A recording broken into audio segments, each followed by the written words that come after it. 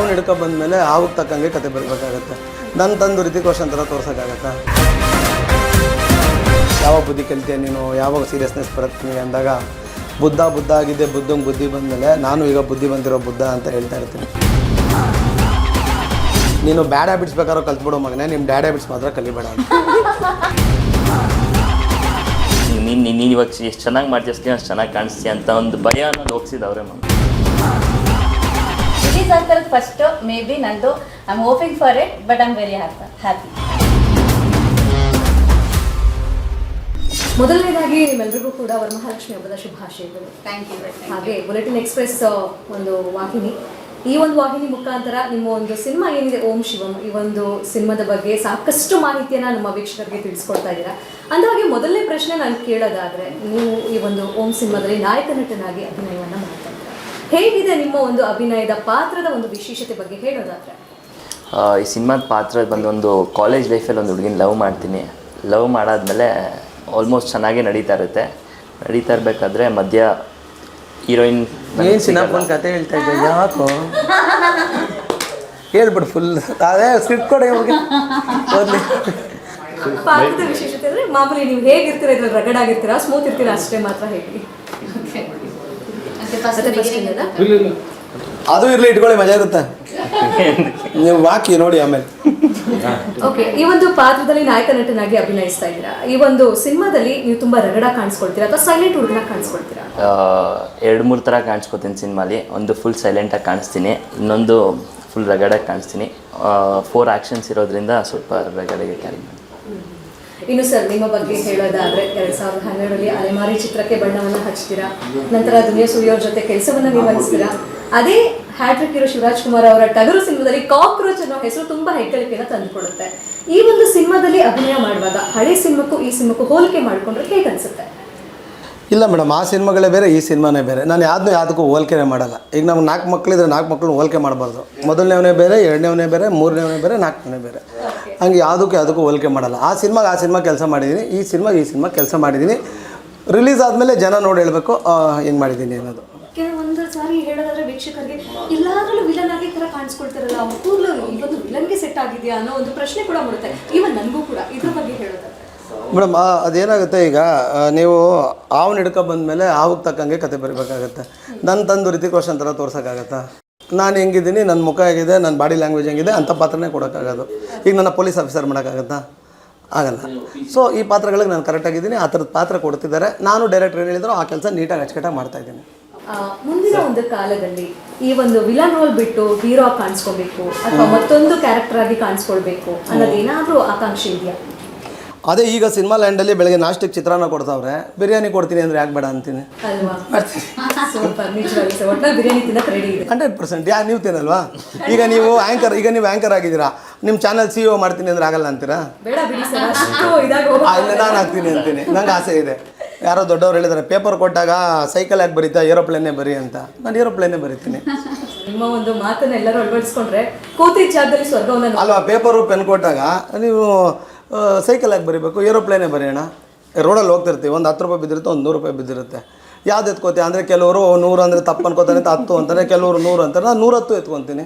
2 ಬಿದ್ದಾಯ್ತಲ್ಲ, ಯಾಕೆ ಬರೀ ಒಂದೇದು 2 ಎತ್ಕೊತೀನಿ ನಾನು. ನಿಜವಾಗ್ಲೂ ಆಂಕರ್ ಆಗಿ ನೀವು ಮಾತ್ಕೊಡಕ್ಕಾಗ್ತಲ್ಲ, ಇರ್ಲಿ ಪಾಪ ನಮ್ಮ ಹೀರೋಯಿನ್ ನನ್ನನ್ನು ಯಾಕೆ ಮಾತಾಡಿಸ್ತಿಲ್ಲ ಅಂತ ಬೇರೆ ನೋಡ್ತಾ ಇದ್ದಾರೆ.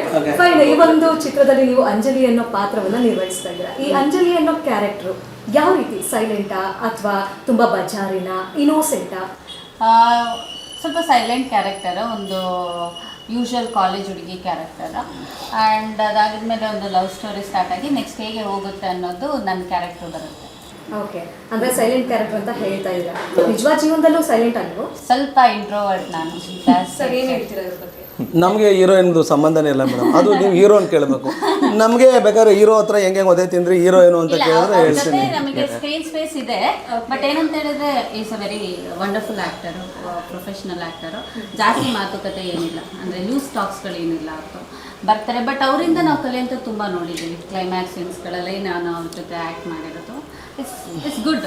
ಅಂದರೆ ನಾವು ಸ್ವಲ್ಪ ಆಲ್ರೆಡಿ ನೇಮ್ ಮಾಡಿರುವಂಥ ಒಬ್ಬರು ಆ್ಯಕ್ಟರ್, ಅವರಿಂದ ನಾವು ಹೊಸಬರಾಗಿ ನಮಗೆ ಕಲಿಯುವಂಥ ಅವಕಾಶಗಳು ಜಾಸ್ತಿ ಇರುತ್ತೆ. ವಿಶ್ವಾಗ್ಲಿ ಸತ್ಯವಾದ ಮಾತೆ. ಹಾಗೆ ನಿಮ್ಮ ಕೆಲವೊಂದು ಚಿತ್ರಗಳು ರಿಲೀಸ್ಗೂ ಕೂಡ ರೆಡಿ ಆಗಿದೆ. ಈ ಒಂದು ಚಿತ್ರದಲ್ಲೂ ಕೂಡ ನಾಯಕಿ ನಟಿಯಾಗಿ ಬಣ್ಣವನ್ನು ಹಚ್ಚಿದ್ದೀರಾ, ಇದ್ರ ಬಗ್ಗೆ ಏನು ಹೇಳ್ತೀರಾ?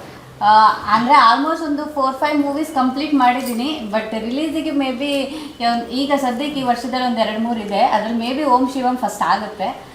ಬಟ್ ಅದಾಗ್ತಿರೋದಕ್ಕೆ ತುಂಬ ಖುಷಿ ಇದೆ ನನಗೆ. ಯಾಕೆಂತ ಹೇಳಿದ್ರೆ ಒಂದು ಒಳ್ಳೆ ಸ್ಕ್ರೀನ್ ಸ್ಪೇಸ್ ಕೊಟ್ಟಿದ್ದಾರೆ ನನಗೆ. ಸ್ಟೋರಿ ಒಂದು ಹೀರೋಯಿನಿಗೆ ಯೂಶ್ವಲಿ ಅಷ್ಟೊಂದು ಸ್ಕ್ರೀನ್ ಸ್ಪೇಸ್ ಬರೋದಿಲ್ಲ ಯಾವ ಪ್ರಾಜೆಕ್ಟಲ್ಲೂ, ನನಗಂತ ಒಳ್ಳೆ ಸ್ಕ್ರೀನ್ ಸ್ಪೇಸ್ ಕೊಟ್ಟಿದ್ದಾರೆ. ಸೊ ಹಾಗಾಗಿ ಓಕೆ, ನನ್ನ ಆ್ಯಕ್ಟಿಂಗನ್ನು ಜನರು ಗುರುತಿಸೋಕ್ಕೆ ಒಂದು ಅವಕಾಶ ಸಿಗುತ್ತೆ ಅನ್ನೋ ನಂಬಿಕೆಯಲ್ಲಿ ಐ ಆಲ್ಸೋ ಲುಕಿಂಗ್ ಫಾರ್ವರ್ಡ್.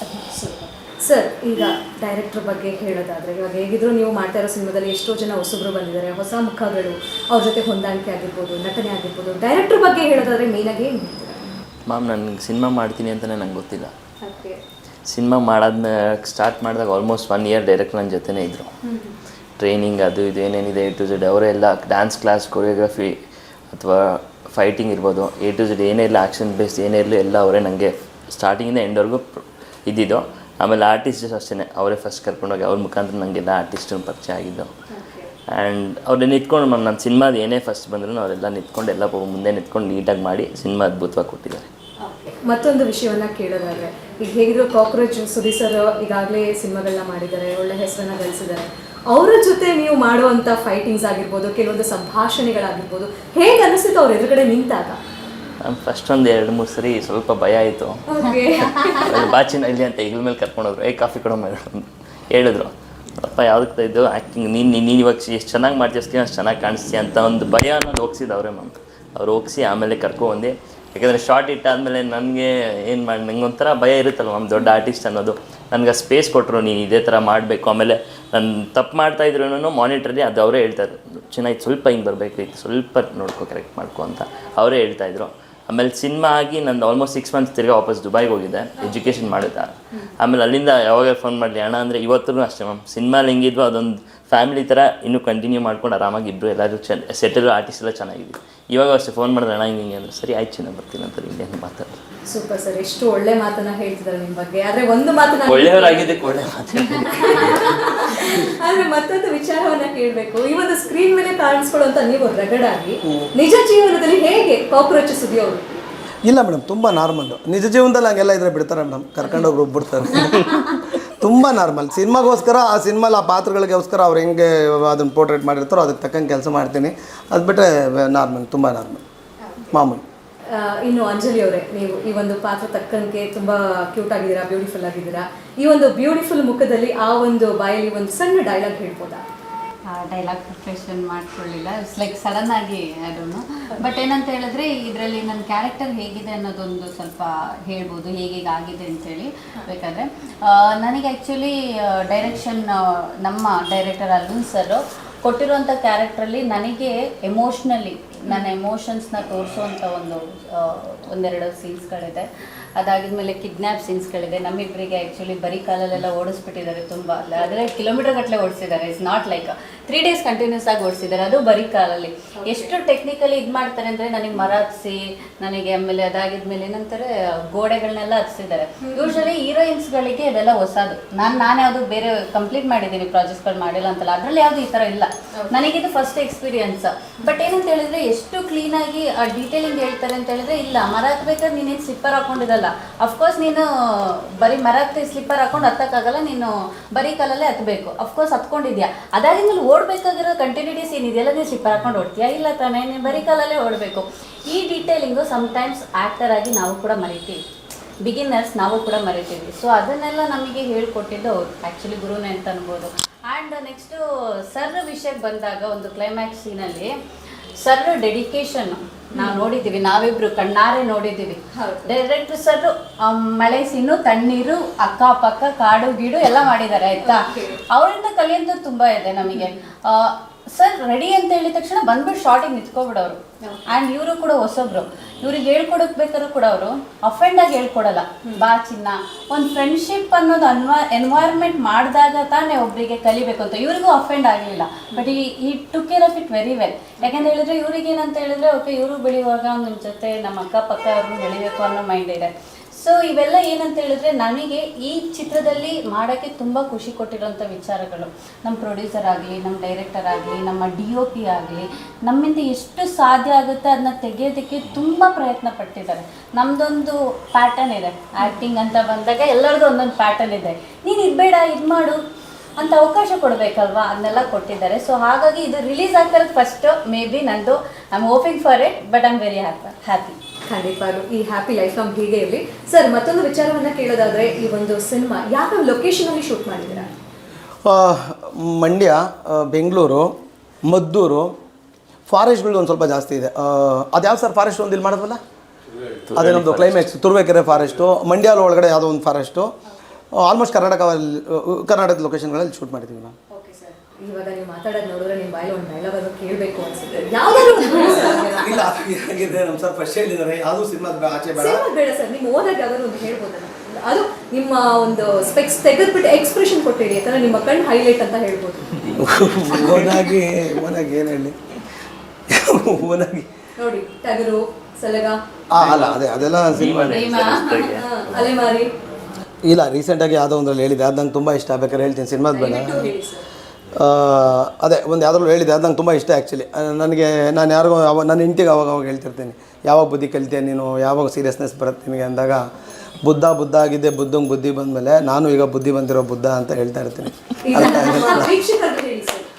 ಅದು ಅರ್ಥ ಆಗಲ್ಲ, ಸ್ವಲ್ಪ ಕುತ್ಕೊಂಡು ಒಂದ್ಸರಿ ಕೇಳಬೇಕು. ಬುದ್ಧ ಆಗಿದ್ದೆ, ಬುದ್ಧಂಗೆ ಬುದ್ಧಿ ಬಂದಮೇಲೆ ನಾನು ಈಗ ಬುದ್ಧಿ ಬಂದಿರೋ ಬುದ್ಧ. ಈಗ ನಾನು ಹೆಂಡ್ತಿಗೆ ಹೇಳ್ತಾ ಇರ್ತೀನಿ ಯಾವಾಗಲೂ, ಇದು ನಂಗೆ ತುಂಬ ಇಷ್ಟ. ನಿನಗೆ ಇಷ್ಟ ವಯಸ್ಸಾಗ್ತಾ ಇದೆ, ಮಗ ದೊಡ್ಡವನಾಗ್ತಾನೆ, ಇನ್ನೂ ಬುದ್ಧಿ ಕಲೀಲಿಲ್ಲ, ನೀನು ಬರೀ ಹಿಂಗೆ ಜಗಳಾಟ ಆಡಿಕೊಂಡು ನೀನು ತರಲೆ ಮಾಡಿಕೊಂಡು ಅಂತಾಗ ಹಂಗೆ ಹೇಳ್ತಿರ್ತೀನಿ. ಬುದ್ಧ ಆಗಿದ್ದು, ಬುದ್ಧಂಗೆ ಬುದ್ಧಿ ಬಂದಮೇಲೆ ನನಗೂ ಈಗ ಒಂಚೂರು ಬುದ್ಧಿ ಬಂದಿದೆ, ನಾನು ಬುದ್ಧ ಆಗ್ತೀನಿ. ಸರ್ ಒಂದು ಕೆಲಸ ಮಾಡಿ, ನಿಮ್ಮ ಮನೆಗೆ ಹೋಗುವಾಗ ನಿಮ್ಮ ಮಗನಿಗೆ ಫೋನ್ ಮಾಡಿ, ನಿಮ್ಮ ಅಮ್ಮಂದು ಎಕ್ಸ್ಪ್ರೆಷನ್ ಹೇಗಿದೆಯಪ್ಪ ಕೇಳ್ಕೊಂಡು ಹೋಗಿ ಸರ್. ಇಲ್ಲ, ನಮ್ಮ ಮನೇಲಿ ಯಾವಾಗಲೂ ನಾನು ಹೆಂಡ್ತಿ ನನ್ನ ಮಗನಿಗೆ ಒಂದು ಹೇಳ್ತಾಳೆ, ನೀನು ಬ್ಯಾಡ್ ಹ್ಯಾಬಿಟ್ಸ್ ಬೇಕಾದ್ರೂ ಕಲ್ತ್ಬಿಡೋ ಮಗನೇ, ನಿಮ್ಮ ಡ್ಯಾಡ್ ಹ್ಯಾಬಿಟ್ಸ್ ಮಾತ್ರ ಕಲಿಬೇಡ ಅಂತ. ಒಳ್ಳೆ ಮಾತು. ಸೊ ಈಗ ನಮ್ಮ ಪರಿಸ್ಥಿತಿ. ಓಕೆ ಸರ್, ಇನ್ನು ಈ ಒಂದು ಚಿತ್ರವನ್ನು ಮಾಡ್ತೀನಿ ಅಂದಾಗ ನಿಮ್ಮ ಮನೆಯಲ್ಲಿ ಯಾವ ರೀತಿ ಪ್ರೋತ್ಸಾಹವನ್ನು ಕೊಟ್ಟರು?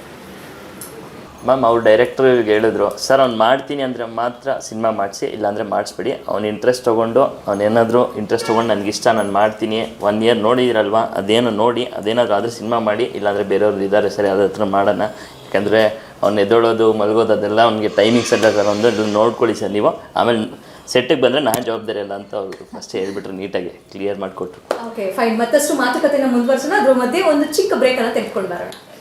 ಸ್ವಾದಿಷ್ಟತೆಯ ಸ್ವಾದ, ತಾಜಾತನದ ಆಹ್ಲಾದ, ಉತ್ತಮ ಆರೋಗ್ಯ ಮತ್ತು ಹೆಚ್ಚಿನ ರೋಗ ನಿರೋಧಕ ಶಕ್ತಿಯ ವೃದ್ಧಿಗೆ ಈಗ ನಿಮಗೆ ಸಿಗುತ್ತಿದೆ ಉತ್ತಮ ಗುಣಮಟ್ಟದ ಪೌಷ್ಟಿಕಾಂಶ Shri Vaidik millet health mix. ಇದು ಸಿರಿಧಾನ್ಯಗಳ ಸಂಪತ್ತು.